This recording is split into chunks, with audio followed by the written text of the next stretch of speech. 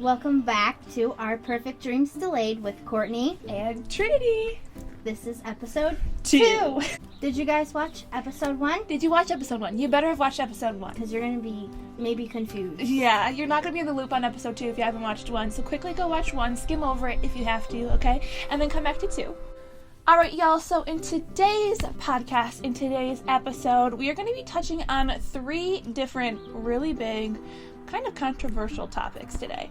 First one being anxiety, postpartum anxiety, depression, postpartum depression, and rage/postpartum rage. So, if maybe you've gone through something like that, I would encourage you to continue watching because maybe we can help guide you through this or make you feel less alone. We're going to jump right into it. Let's start off with anxiety. Tell us a little bit about your anxiety and then we'll jump into mine. Well, I believe mine started when I was younger, but didn't really know what anxiety, depression, what any of that stuff was because I was younger. But I think mine's more so like big crowds, lots of people. Okay. I also have social anxiety, so I don't necessarily get out there and talk a lot. You're like, what? You talk and then I'll talk. Or you just talk and I won't talk. Right, I'll just sit there and nod my head. Because my husband is the exact opposite. He's the social butterfly, and I'm more in the background, and people are like, does your wife not like me? Is she okay? I'm like, I just don't talk. I'm not good at that. Unless if I really know you, and then you're like, do you ever shut up? Because no, I don't. If I am comfortable with you and know you, you're going to wish I was quiet. That's my anxiety level, I would say.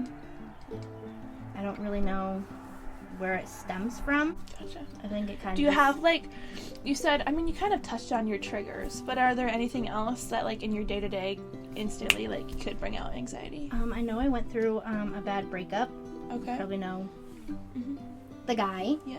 We're not going to name him. No, we don't say names here. We're nice. We're too nice for that. Well, I would put him on blast. But I don't want to give him that much attention. Right.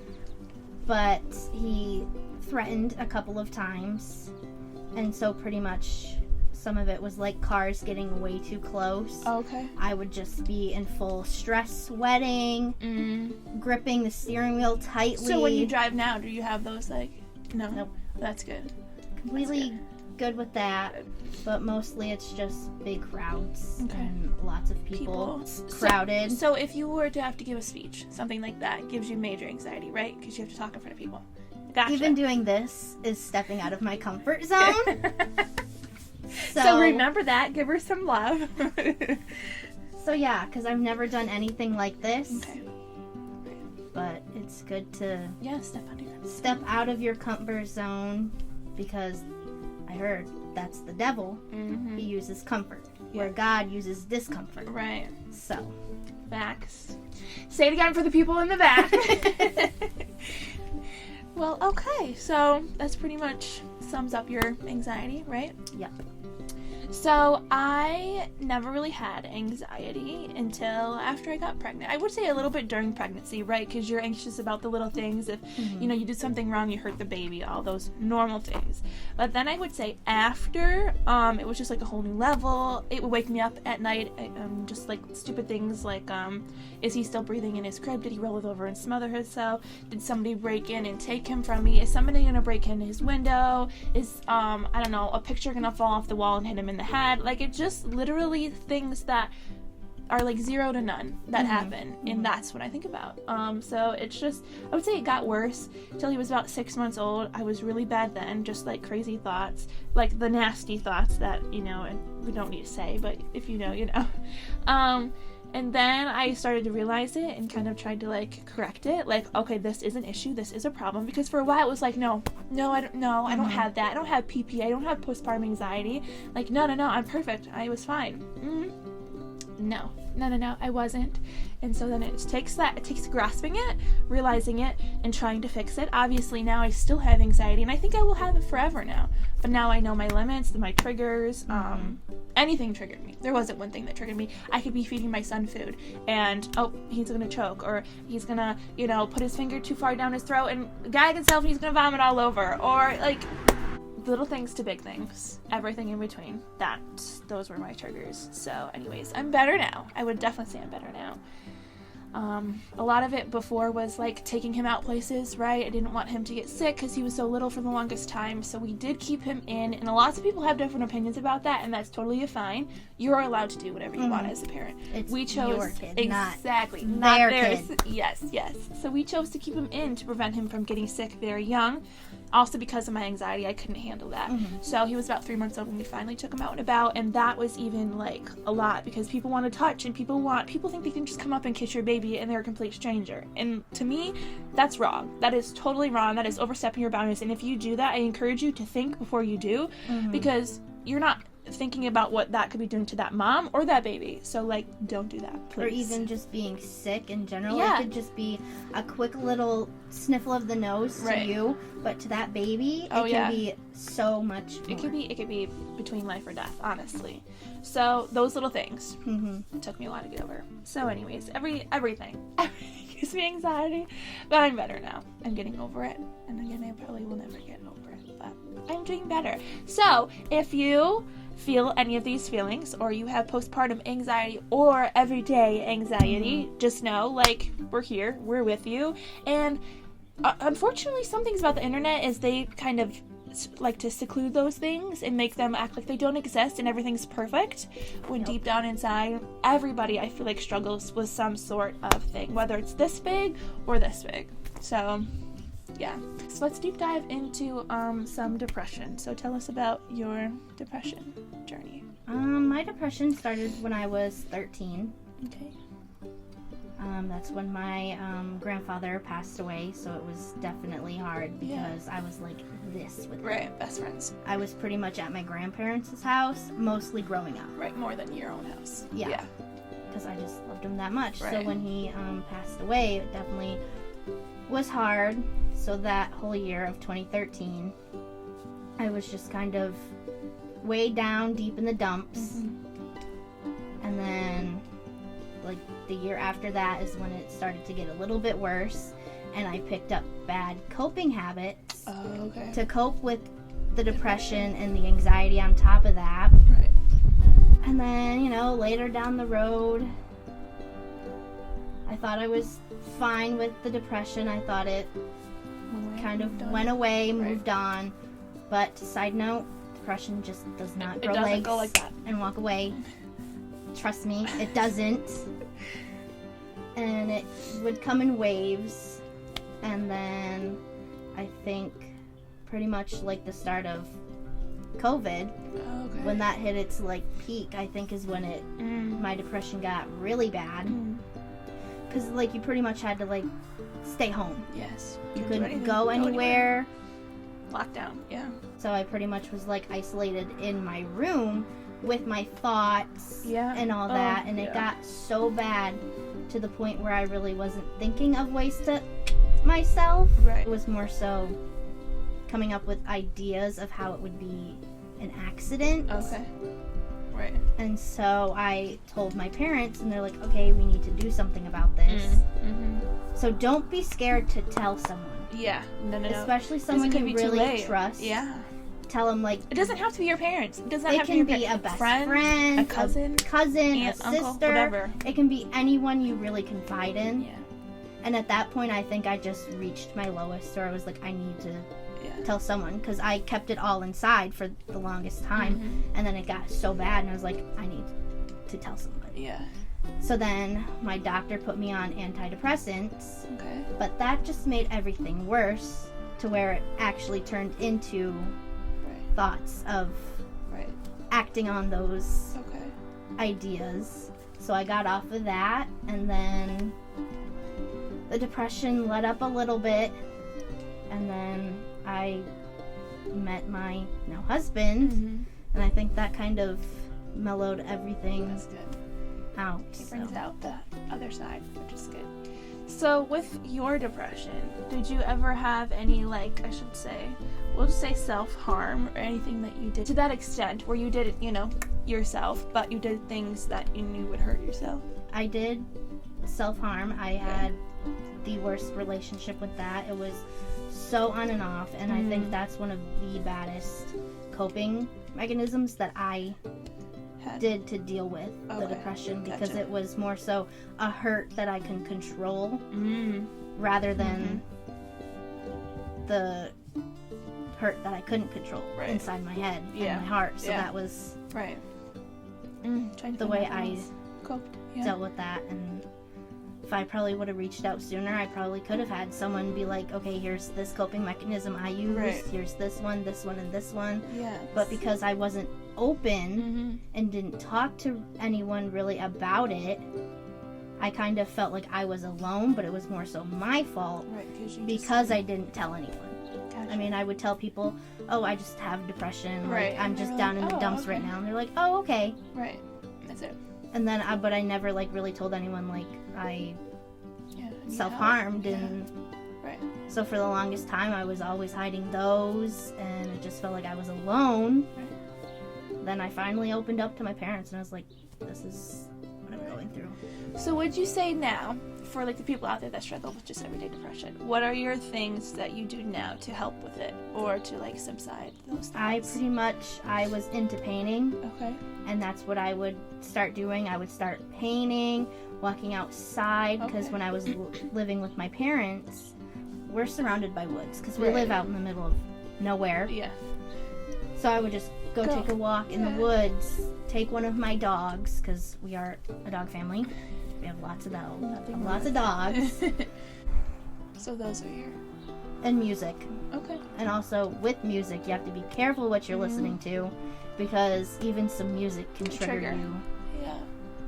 So like inspirational stuff, encouraging stuff, Christian stuff, probably, stuff like that. Yep. Gotcha. Just find good things that you enjoy. Painting, walking, hiking, singing, dancing. Some people like hiking. Hiking, yeah. I love it, but I hate it. I'll watch you do it. Puzzles, and literally anything that brings you joy and happiness. Some sort of peace. Some sort of peace, do it. And journaling helps a lot, too. Okay. Writing out your thoughts, writing down things. Gotcha. Yes. Nice. Okay, so that's yours. That's mine. Well, that's pretty deep, y'all. I hope you enjoyed that. Okay, so now we're going to jump into mine. Again, before pregnancy, I never really had depression. It ran, I would say, in my family, but I personally never had it. I mean, as a kid, you always go through like different stages in life, but I wouldn't say I was ever depressed. I just was like a bratty young kid who got sad and got happy because I was going through hormonal different changes. Like, I wouldn't say it was depression, right? Then I had my son. I would say I kind of developed it again when I got pregnant, because then it was like those thoughts of, okay, your body's going to change, which is very hard for a woman, accepting the fact that your body's not going to be this slim, perfect body anymore. You're going to be round, and it's going to take time for this to change, right? So coping with that, and then realizing it's worth all of this because you're growing a human, so on and so forth. So I got through that, and then I had him, and then it was recovery. So just postpartum in general, the 6 weeks that you just can't do anything, you have to stay home, and I'm a stay-at-home mom. I would not change it for the entire world, and I'll do it for all of my kids, but I think that made it even harder for me because I had help, but I didn't. My husband had to go back to work like a week after we had our son due to his work. They're not the best when it comes to time off. So the week after, he had to go to work, and I was alone. And I was the type that I didn't ask for help because I don't want people to know that I'm struggling, kind of similar to you. So I would just be with my son, and there was, I think every day I would cry at least twice a day because of depressive thoughts, sad thoughts, you know, thinking about my son growing up, or just thinking about taking him out, because this was the 6 weeks that we still hadn't taken him anywhere. Looking at my body in the mirror every day, waking up and seeing this saggy stomach and seeing this, you know, these bigger arms that I've never had, and just like that. I've always struggled with the way I look, and that, yeah, since I was very, very young. So having a baby definitely didn't help that, but it's made me stronger to this day now. So that's where it started. I never self-harmed. I think the reason I didn't was only because of my son. Like, I was way too busy to think about self-harming because I was with my son and I had to breastfeed him and change him and make sure he's sleeping and he's breathing and all those things. So I didn't have 2 seconds to like do that. I would say that I had, thoughts of, not being here anymore. But then I just tried to pull myself out. It was always at nighttime. I don't know about you, but at nighttime was very hard for me because that's when my son would finally fall asleep. My husband was sleeping, and then I just sit there in my thoughts and like what I could do. Do they need me? Don't they need me? Would they be able to survive without me? Would my husband be able to deal with that? How would my family act? Like, all of those thoughts. And if you've had those thoughts, like, you are totally normal. It happens. And the emotional roller coaster that you go through postpartum is hard because your body's trying to readjust with all these new hormones, and if you do breastfeed, that does tend to bring out those extra hormones, and it's just hard. So I feel like that didn't help, but I just, again, kind of when I realized that I had anxiety, I realized that I did have some sort of depression, and I reached out. I talked to my husband about it, and I was like, I'm having such bad anxiety and depression to the point where I had a panic attack by myself. So my husband was downstairs, my son was thankfully in his crib, and I was literally laying in bed. I was just laying in bed, scrolling on my phone, and I saw this triggering video on my TikTok, which TikTok can be a really, really bad place. All social medias can be horrible. Yes, horrible triggers.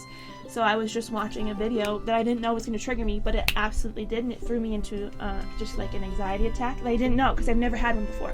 So I just couldn't breathe. Like, I felt like I was going to pass out, but I was laying down. My hands started to shake. My hands started to go numb, like weird things. And I was like, what is going on? I was like, maybe I just need to close my eyes. Every time I closed my eyes, I felt like I was going to throw up because I was so dizzy, like whatever. So I texted my husband and I was like, I think I'm having an anxiety attack. Like, can you just come up here? I don't know what's going on. And from that day forward, it was, he then knew. He knew, like, that definitely was an anxiety attack and you're definitely struggling with things. So then we just talked and I was like, this is what I'm feeling, blah, blah, blah, blah. So every day, you need to find yourself a partner or a friend or somebody that you can confide in every single day. Update, they can check on you, make sure you're doing okay. Because I feel like I wouldn't have gotten through it if I didn't do that. I definitely wouldn't have. And then I kind of let my mom in a little bit on it. I didn't want her to know the extent of it because I didn't want her to get scared for me or for my baby, because no matter what, my baby was always safe. Like, when I was around him, I was probably at my best. It was when I wasn't, for that hour that he's sleeping or that nighttime when he's sleeping. That's when my triggers kicked in. So again, I told my mom a little bit, so she was able to help me. She was able to come over more, which, ask for help, ladies. Yes. All my pregnancy from now on, I am going to ask for help immediately. You don't have to do it alone, and there's no award if you do it alone and no award if you don't. It doesn't matter. Like, ask for help. You need help. Babies are hard. It's a lot of work. So when I did, I'm glad I did, because then it switched. Everything switched. My depression, I would say, is pretty much gone. I just kind of still have the anxiety. So anyways, that was a lot. That's kind of a little touch into it. Well, we are going in depth. Yes. So it was scary. You have crazy thoughts. Just own those thoughts, accept those thoughts, get help, talk to somebody, and work on moving forward. I never got medicated because I never told my doctor about it, because I don't feel like I was ever to that point. I mean, maybe I was, but I was too scared. Like, yeah, way too scared. So anyways, I'm glad I didn't. I'm fine now. Everything's going great. But, yeah. Throughout life, have you felt like you've had any sort of rage or anything? Because I know there's such thing as postpartum rage. I don't know if there's such thing as that, like, before you're pregnant. I know there's anger. Right. I don't know if, mine got so bad to where I probably would call it rage. Okay. Because any little thing would just set me off like that, and I'd be red in the face, right, screaming, throwing things, punching things. So maybe it was rage. Okay. Anger, I don't know what you guys want to call it, rage, anger, whatever, but it was more so when I was younger and really, didn't know what trying to express your feelings. This emotion was, this emotion was. I think mine comes from my actual dad, who has nothing to do with me or my siblings. Right. Because I think he has anger problems, so I think mine's more so just kind of passed down. Right, bloodline type of stuff. But as I got older, I got so much better with it. I mean, sometimes I'll have my days where little things will set me over the moon with anger. And it's like, okay, we need to take a step back. Yeah, breathe, relax. Breathe, take some time to myself. Yeah. Talk to God about it. Yeah. If you don't have anyone to confide in, right. I promise you, somebody way God, up in the clouds. There is God. Just talk to him. He is literally there waiting for you with open arms, no matter what. Yeah. No matter how many times you sin, how many times you fall short of him, walk away from him, he is going to be there 100% with open arms, ready for you to come back. Yeah. For sure. So if you feel alone, if you are somebody that maybe doesn't live around family or friends, there is a person. There is always a person. And it's so nice because it's like, it's nice to talk like this, but it's also nice to just have somebody listen. And most of the time he just listens. So it's really nice to just know like there's somebody listening, you know? So love that. So anyways, so that pretty much, anything else? You said it was a young age, right? It was a young age. Didn't know how to control it because it was just this big anger in this tiny little body. Because when I was younger, I was so tiny. Right. So it's like, where was all this anger coming from? Why did I have all this anger? But then I got older, and then I was like in and out of different counseling, and they helped me like control it more and not get so angry.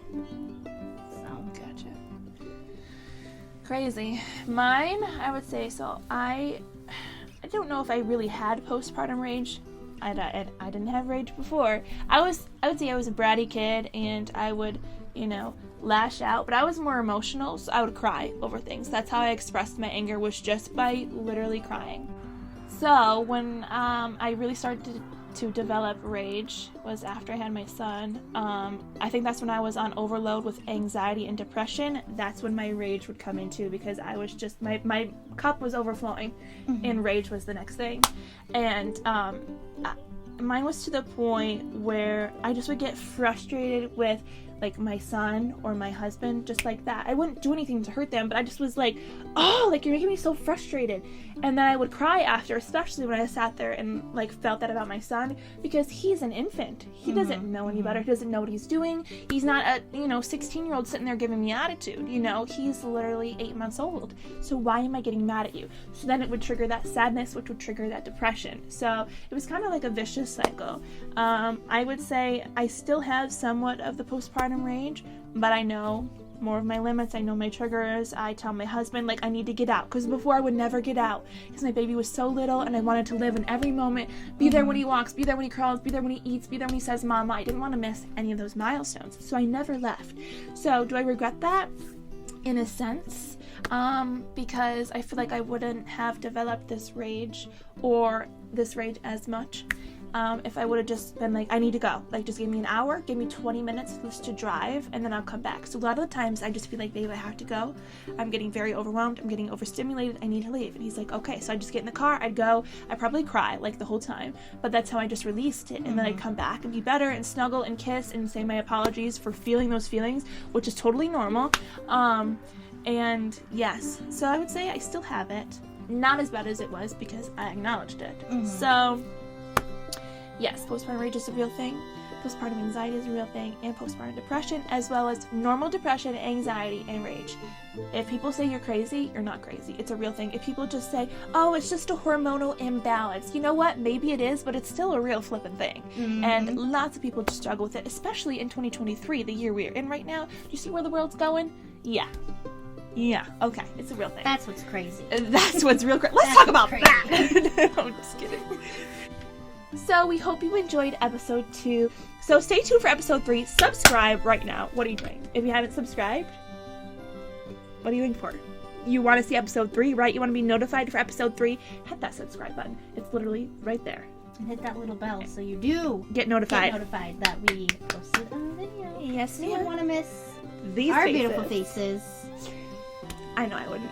Also, all of our social medias are linked down below or in the description if you guys want to check those out. We do post on TikTok quite frequently, so if you want to see a cute little video there, check it out. And follow the TikTok, don't just watch. Yes, tap that follow button. We get many, many views, but hardly any of them want to tap that follow button, so tap it. Because you're probably one of those people. Yeah, I'm calling you out right now.